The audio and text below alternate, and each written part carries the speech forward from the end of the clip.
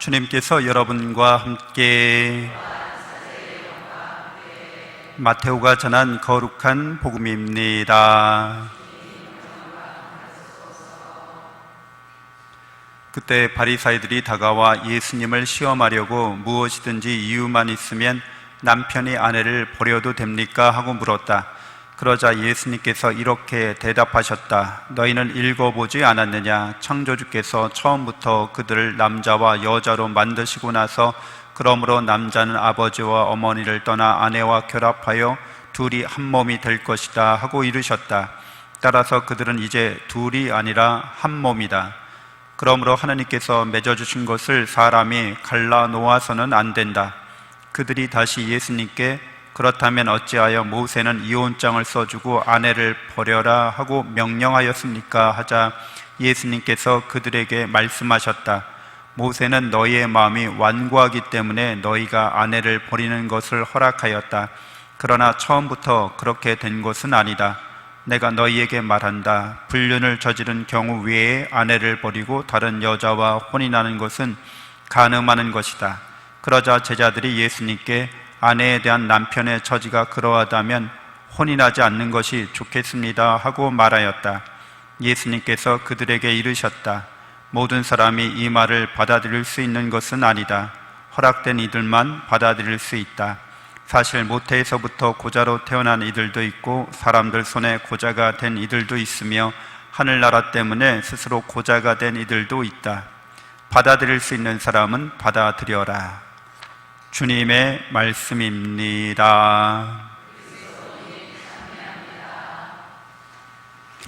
찬미 예수님, 하나님의 복동이 고맙습니다. 고맙습니다.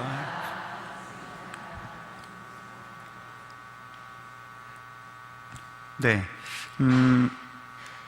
아내에 대한 남편의 처지가 그러하다면 혼인하지 않는 것이 좋겠습니다. 오늘날 한국 사회에서 연애를 잘 안 하려고 하고 결혼도 안 하려고 하고 자식도 안 낳으려고 합니다. 남편에 대한 또는 아내에 대한 처지가 그러하다면 결혼하지 않는 게 합리적인 판단이라고 젊은 사람들이 이렇게 생각하고 있는 거죠. 일단은 서로 간에 결혼을 하려고 할 때의 조건을 우리나라 사람들은 IQ가 좀 높은 편이에요. 전 세계에서 한국 민족만큼 IQ가 높은 민족은 없습니다. 평균이 106이에요. 그러니까 세 자릿수를 갖고 있는 민족은 없어요. 싱가포르나 홍콩 같은 도시국가는 예외입니다. 도시국가는 우리보다 IQ가 높은데 그거는 나라라고 하기는 어렵죠. 도시니까. 근데 우리 이렇게 5천만 이상이 되는 평균 IQ가 106이기 때문에 굉장히 합리적으로 우리가 어떤 선택을 하고 결정을 내리는 거예요. 그래서 연애를 해서 결혼을 하고 가정을 이루면서 집이 있어야 되고 어느 생활 조건이나 수준을 맞춰야 되고 자녀를 한둘 낳아서 사교육비를 감당해야 되고 이러저러한 생각을 하니까 수지타산이 안 맞는 거예요. 그러면 나 혼자 사는 게 합리적인 선택이고 결단이라고 생각하는 거죠. 이런 선택이나 결단은 굉장히 세속적이고 인간적인 생각들이잖아요. 근데 신앙 안에서는 원래부터 그랬던 건 아니라고 예수님이 말씀하십니다. 본래부터 그랬던 건 아니라는 거죠. 그러니까 인간의 마음속에 인간이 이성적이고 합리적이기 때문에 이러저러한 계산을 할 수는 있지만 인간은 그 합리적인 생각 이전에 본래 마음은 사랑의 마음이라는 거죠. 여러분, 본래 우리 마음속 깊은 곳에는 사랑이 있다는 거예요. 그래서 이건 너무나 당연한 거죠. 그래서 미물들도 곤충들도 사랑으로 생겨나는 겁니다. 사랑이 없으면 생존이 불가능한 거죠. 개미나 벌이나 애벌레로 있을 때 일개미나 여왕개미가 계속 돌보아 주잖아요. 우리처럼 이렇게 애정을 듬뿍 담아서 하는 것이 아닐지라도 본능적으로 생명을 살리려고 한다는 거죠. 이게 사랑이라고 말하는 거예요. 그렇죠? 생명을 살리고자 하는 마음이 있다는 거예요. 모든 자연 안에는. 그래서 생명이 태어날 수 있는 거죠. 생명이 유지될 수 있는 건 너무 당연합니다. 그러니까 우리의 특별히 인간에게 오면 인간은 누구를 닮은 존재라는 것을 우리는 잘 알고 있어요. 하느님을 닮은 존재라는 거예요. 닮았다는 것은 이미 전제하고 있다는 거예요. 우리가 사랑받고 있음을. 누구로부터 사랑받고 있음을? 하느님으로부터 사랑받고 있음을. 근데 그 하느님은, 우리가 믿는 하느님은 정말 사랑의 하느님이신데 왜 우리가 다른 종교에서 말하는 하느님과 다른 하느님이냐 하면, 우리가 믿는 하느님이 참 하느님이신가 하면 그분은 성부, 성자, 성령의 삼위일체 하느님이시기 때문에 사랑의 하느님이라고 말하는 거예요. 사랑은 관계를 전제하기 때문에 그렇습니다. 나와 너와의 관계가 있어야지만 내가 너를 사랑한다 라고 말하고, 내가 너를 사랑하기 때문에 나에게 있는 선한 것을 너에게 준다, 서로 이렇게 주고받음이 가능해지는 거잖아요. 관계가 없어요. 타자가 없어요. 그러면 사랑한다는 게 성립하지 않죠. 누군가 사랑할 대상이 있어야 되는 거니까.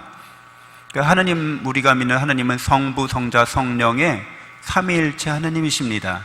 그래서 그분이 우리에게 삼위일체의 사랑으로, 그분들은 서로 다르시지만 분리되지 않고 하나를 이루고 계세요. 사랑으로. 사랑의 신비, 하느님의 신비, 존재의 신비입니다. 그래서 우리 인간이 하느님을 닮았기 때문에 우리도 삼위일체 하느님을 닮아 있어요. 그래서 여러분은 혼자 있을 때라도 내가 나 자신과 관계를 맺습니다. 타자로서의 관계. 내가 나를 타자처럼 여긴다는 거예요. 그래서 내 생각에 대해서 내가 판단합니다. 이런 생각은 참 좋은 생각인데 이런 생각은 좀 안 좋은 생각이네. 이렇게 내가 스스로 나 자신에 대해서 타자화시킨다는 거죠. 그래서 내가 나를 사랑한다는 말도 성립이 됩니다. 그래서 삼위일체 하느님이 사랑의 하느님이시기 때문에 내가 나를 사랑하는 것은 삼위일체 하느님의 사랑으로 나를 사랑하는 거예요. 그래서 이 삼위일체 하느님의 사랑의 신비가 우리 인간의 삶에서 가장 자연스럽게 이루어지는 공동체가 바로 가정 공동체라고 하는 거죠. 가정 공동체에는 세 인격이 나타납니다.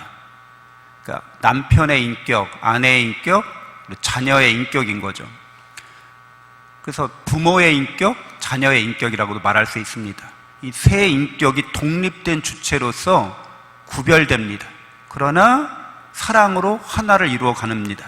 하느님께서 원하시는 삼위일체 사랑의 하느님께서 우리에게 당신의 사랑을 부어주시면서 본래부터 너희에게 있는 사랑을, 너 스스로를 사랑하고 가족과 이웃을 너 자신처럼 사랑하는 삼위일체 하느님의 사랑을 너희가 살아가라고 우리에게 명령하신 거죠.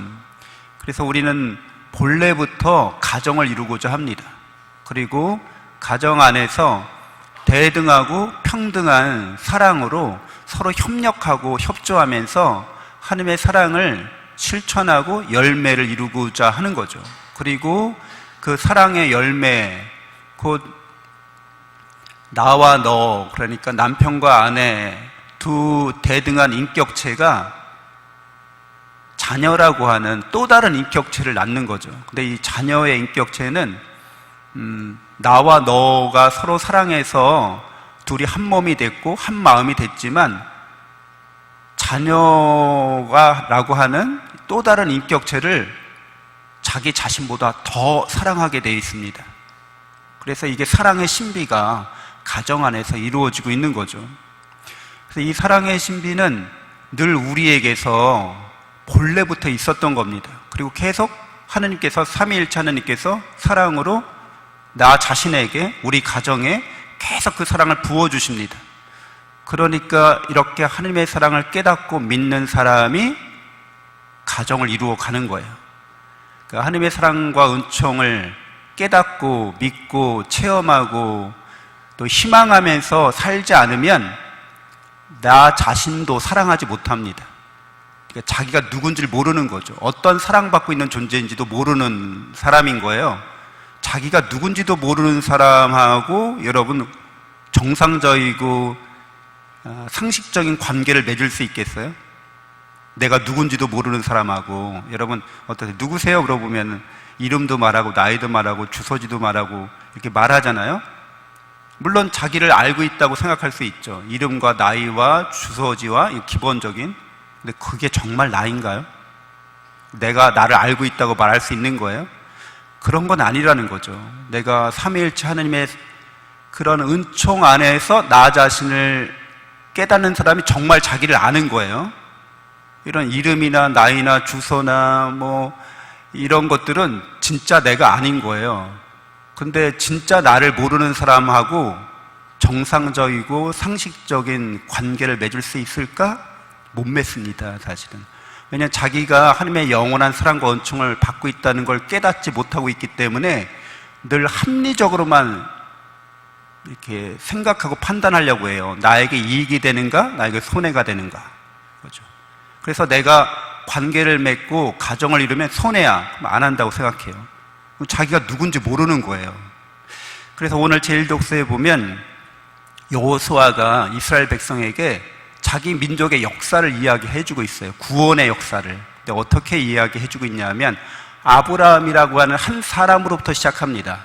아브라함은 하느님의 사랑을 믿는 사람이었어요. 그러니까 하느님의 자기를 사랑한다는 걸 깨닫고 믿는 사람이었고 하느님의 사랑으로 헌신할 수 있는 사람이었어요. 투신할 수 있는 사람이었어요. 그래서 하느님의 말씀을 믿고 길을 떠나는 사람이었습니다. 그리고 그를 통해서 하느님을 믿는 가족 공동체가 형성이 되는 거죠.